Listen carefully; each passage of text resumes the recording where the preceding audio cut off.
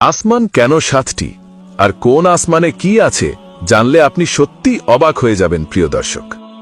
প্রথম আসমানের নাম হল রুকাইয়া। এই আসমানে রয়েছে চন্দ্র, সূর্য, নক্ষত্র, অসংখ্য ফেরেশতা এবং আসমানের বিশাল দরজা।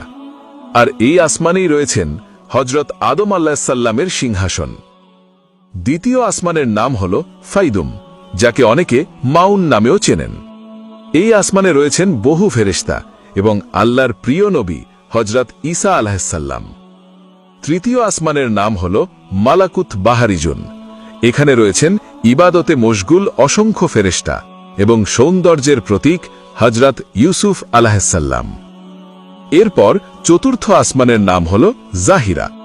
এই আসমানেই রয়েছে ফেরেশতাদের কাবা বাইতুল মামুর। আর এখানেই অবস্থান করছেন হজরত ইদ্রিস আলাইহিসসালামের সিংহাসন। পঞ্চম আসমানের নাম হল মুসাহারাত। এই আসমানে রয়েছেন হজরত হারুন আলাইহিসসালামের সিংহাসন। ষষ্ঠ আসমানের নাম হল খালিসা। এখানে অবস্থান করছেন কালামুল্লাহর অধিকারী হজরত মুসা আলাইহিসসালাম। সবশেষ সপ্তম আসমানের নাম হল দামিরা। এই আসমানেই রয়েছে সিদরাতুল মুনতাহা, যার ঊর্ধ্বে আর কেউ পৌঁছাতে পারেনি। আর এখানেই অবস্থান করছেন হজরত ইব্রাহিম আলাইহিসসালামের সিংহাসন।